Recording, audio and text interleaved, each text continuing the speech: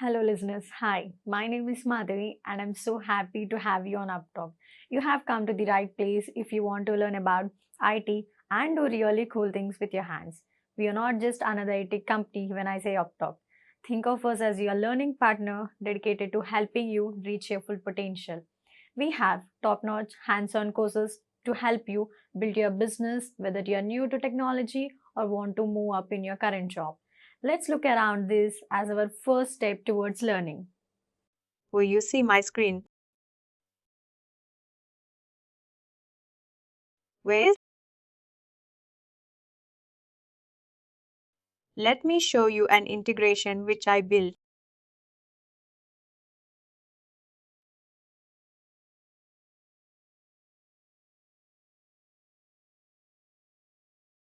This one. This is a very similar one of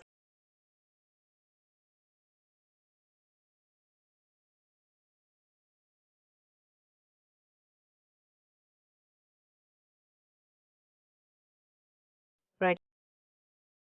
This is something interesting and you will love this one. I will share this with you. Are you guys able to hear me? This is a very simple one, right? But it's related to finance. But concept is the same. I think you can keep this for your future reference. I will share this with you. It's a very good plan. What is this? The requirement is that there will be a file write on. You have to read that file, and that file will have different supplier invoice. Right? It's an invoice which you have to load it into Workday. Right? Similar to the requirement which I have given you. Like here, there will be a file, and there you will have to read it and load it as applicants. Right. Similar kind of stuff. Also, the requirement is that you need to do an error handling in the sense generate a log file of if there is any error for a particular record and all that. Now let me this one. Let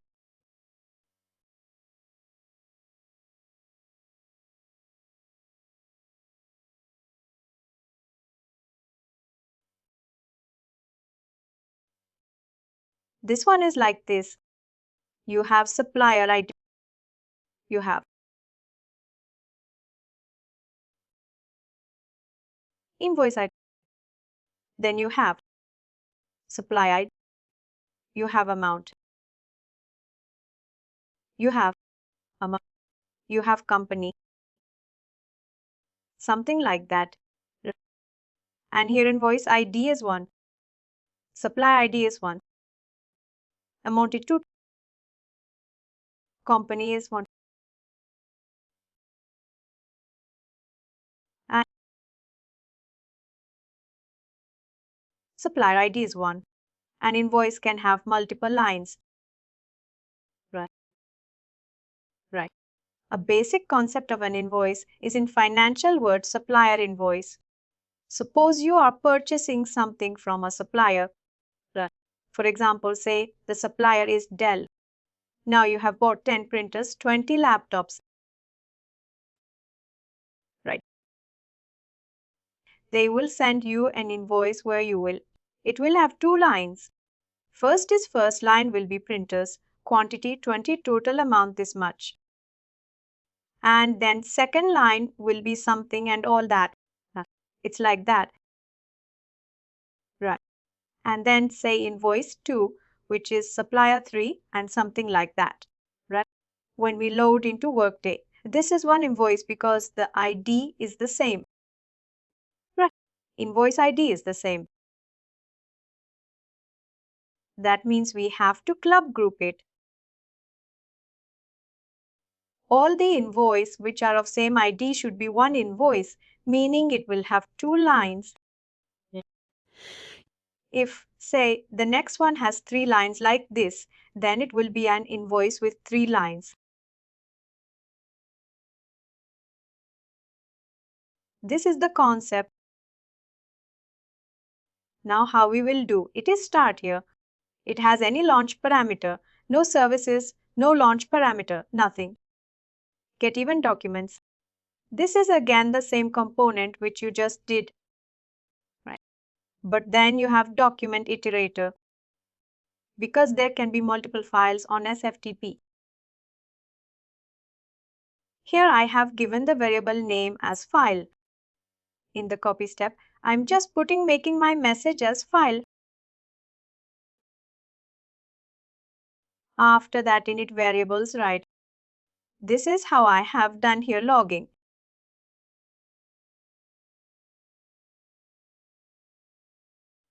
Error in the beginning, when you are started processing, everything is 0. There is 0 error, 0 warning, 0 success.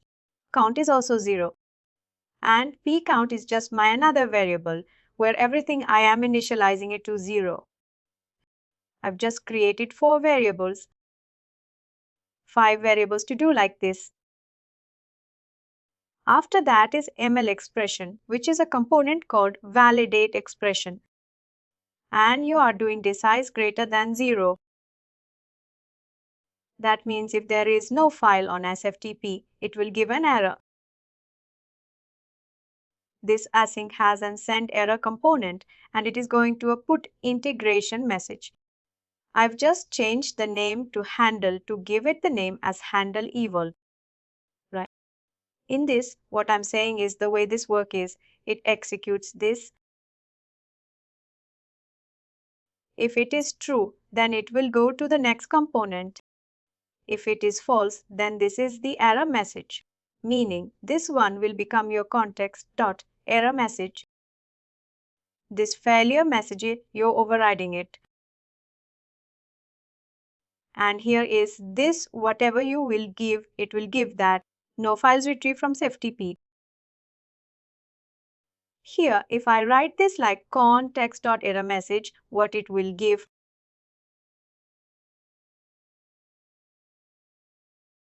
It will give me no files retrieved from SFTP. And then this message if file, not file.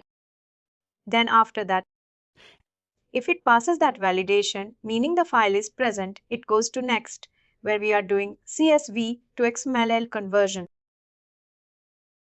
Simple. Either you give variable or you keep message. Doesn't matter because after this copy step, our message is the file. It's fine. I'm just logging it again. Send error. Is just making it critical error while this is just a copy paste error. But you can say error while converting into.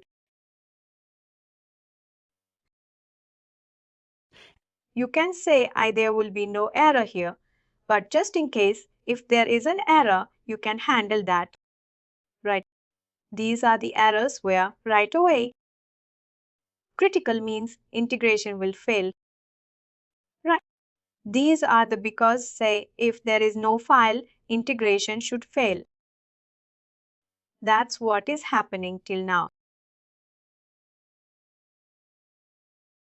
Then is next is evil. Evil. Here there is this p count variable where what I'm doing it parts of 0 dot expert dot count of root slash row. This count of root slash row tells me how many times row exists. In short, it is telling you how many rows are there. That's why this count variable is you are doing the splitter right root slash row. You are getting 50 files. 50 is the count of root slash row. That's what it will give for you. This value will become 50. Right. Then comes ML expression again. Here I am now checking that this p count should be greater than 0. If it is less than 0, or if it is equal to 0, that means there is no data in the file. The file is empty.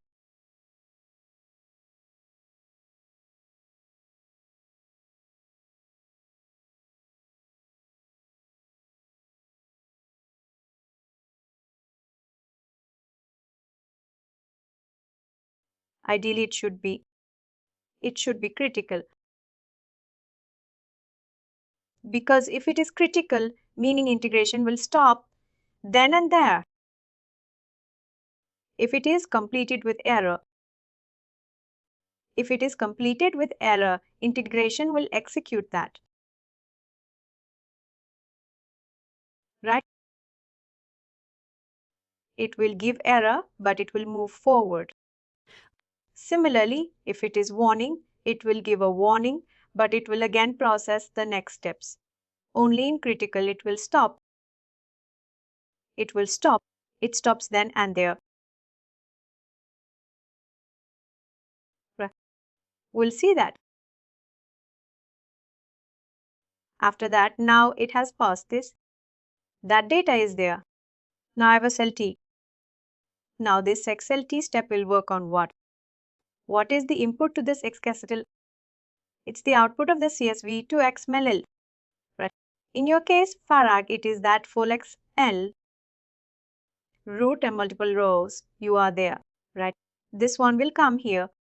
Now, why I'm doing it here is because of this scenario. I want to group all into this. My thing will be, what will happen here is this. You have your XML version and blah, blah, blah. Right? And then you have root. Then you have. Right.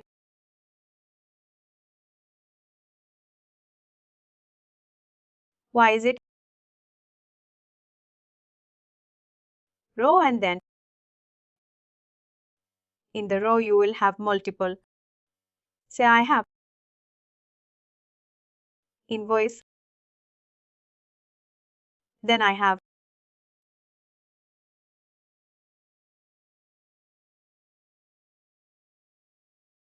supply. Then amount. And then it will end. Right. And after that, again, there will be another row.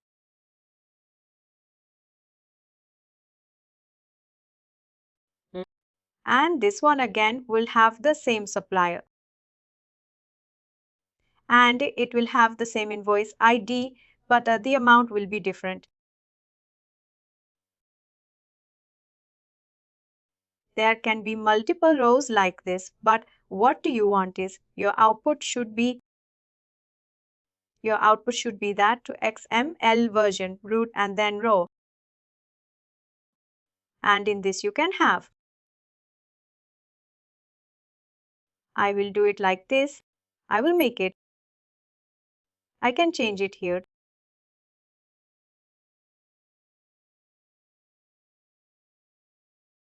Supplier or say invoice.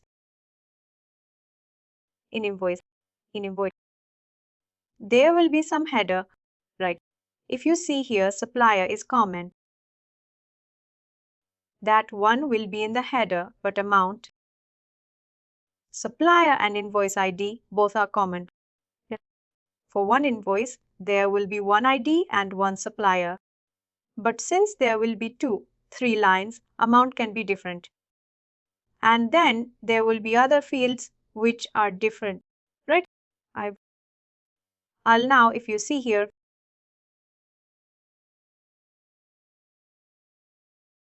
template match road. At the top level, I am matching that road. And then whatever you give here will become your tag instead of row. Now I'm putting invoices after that. This is the syntax for each group. Select row group by document number. Document number. Here is nothing but the invoice number. If the invoice number match, then it will come. It will become one invoice. And in this I have the batch ID. I have supplier ID. I have data. I have mail. And these are common for all the invoices which are having the same number. Select this one. And then it will have multiple.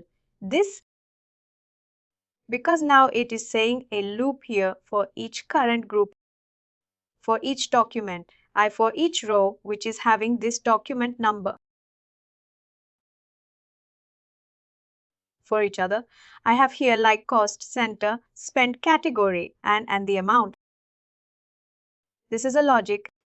You can forget about this logic, but you can check the syntax here. I'm checking if and else it was a business requirement, but if the document type is 1, it is debit amount. If the document type is 5, it is credit, credit, and all that stuff. Right. But this is how you do grouping. You do a group by which field you have to group. And then for each current group, you can just select. Do you have like XM or for this accessibility?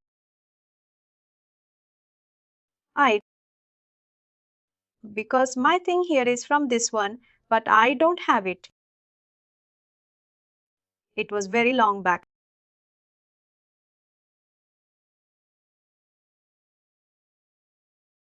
But it is simple. It will have root/row and then different fields. Like you have employee ID or employee ID here, you can compare it to document number. Right?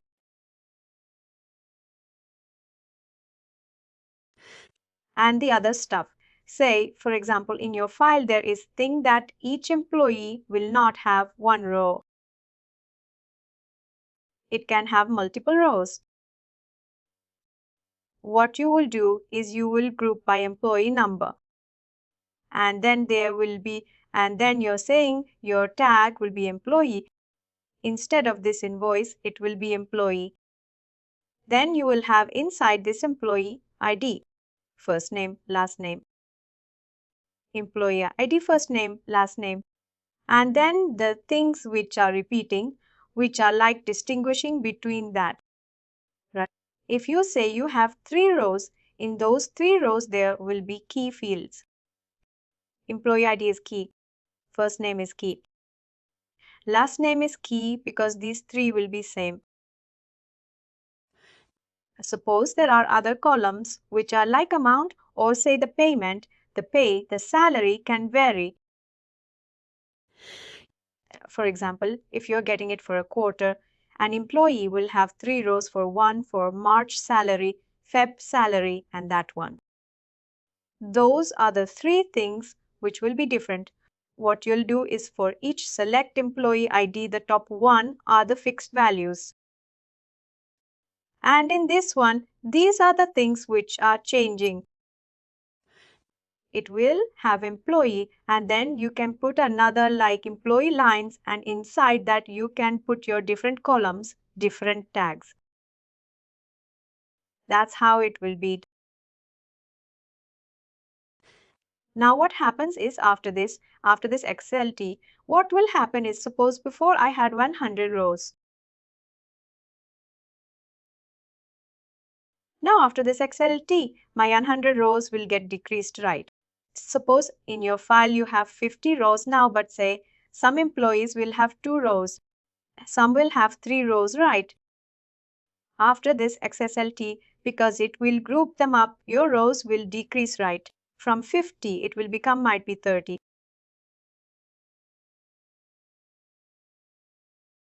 Then I'm doing the splitter. Why I'm doing splitter now is because I know now I have unique invoices per supplier, right? I have these local outs code splitter. I do declaration in workspace. It comes here split. This is again, I'm doing that count here, right? Count of invoices / invoice. Now it is giving me the count of new XML which got generated after this, right? Here, if you see I am doing count of root/row. If you consider your file, this will give you 50. But then if you're doing it here after this XSLT, this count will be 30 because it combined all those employees which are having duplicate or multiple rows. Now it is giving me only 30 rows because there were 30 employees. Those 30 were having duplicate rows. It has now, after the grouping, it has done this. Now there is a splitter, which is now instead of root row because I have changed my XML. That's why here it is invoices/invoice. After that is evo. Now what eval is doing, because your splitter will give you now each fragment of XML, right? One by one. Now say if there are 30 ones, it will give one by one each. What I'm doing is now I'm storing my variables. Invoice ID, batch ID, supplier ID, date description, whatever is there in the XL, I'm just storing them in a variable. And then now I'm not using this router here, but in your case it can be safe. The requirement is if in your case, consider it to be the employee data, right? You have all that data, employee ID, first name, day, last name, date, and employee status, for example, which is active, terminated, or on leave, something like that, right? Now you need, the requirement is if the employee is active, you have to do some updates. If it is terminated, you have to do some another update. If it is on leave, we have to do some other update, right? There are 3 flows.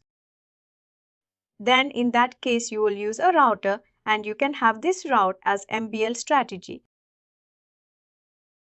And you put your props of employee status is equal to A, which is active. Then what should happen? If it is inactive, what should happen if it is on leave or terminated or whatever? That's how you do a routing. Got. Say in this case I'm not doing after that. It comes to here called supplier invoice. What here it is doing is now I have all my variables populated. I am populating the web service. This is the web service which is from resource management. And it is, let me show you this SLT. By the way, to open the XLT, where is it? You click on that XLT and this one open. Open the file. You click on that and it will open that for you. The web services submit supplier invoice. This is the in your case.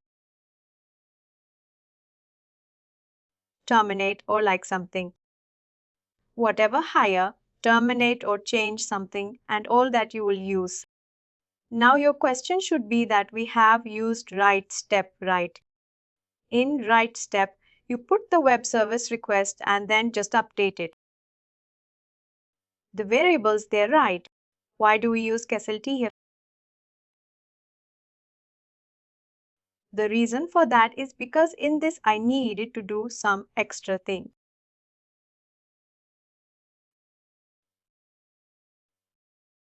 Because for loading an invoice can have multiple lines, right? Some invoice can have 2 lines. Some invoice will have 3 lines. How will we know if I put it in a write step? It will be a hard-coded stuff, right? I don't know for should it be 3 lines because this is the one invoice line part which has to be repeated. In XSLT, I can do it again by grouping.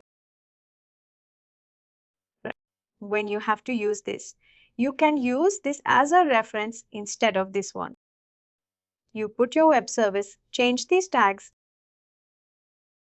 It's on your web service, right? Now here what is happening? Different is you have invoice and you have invoice lines. Invoice will have some header constant, right? Like in our case, employee, you have employee ID, which will be constant, meaning unique. First name, last name will be common, but the salary will vary, right? It is January, Feb, March, and the amount. In that case, you will do for each select employee line and then populate the other ones like the salary, the month amount, and all that. If there are 3 lines, it will populate this 3 times. If it is 2 lines, it will populate it 2 times. That's when we use SLT, where we have to do such kind of programming. Once it is populated, it goes to the Submit Supply Invoice, which is calling the Workday web service. And then, if it is success, it goes to this one.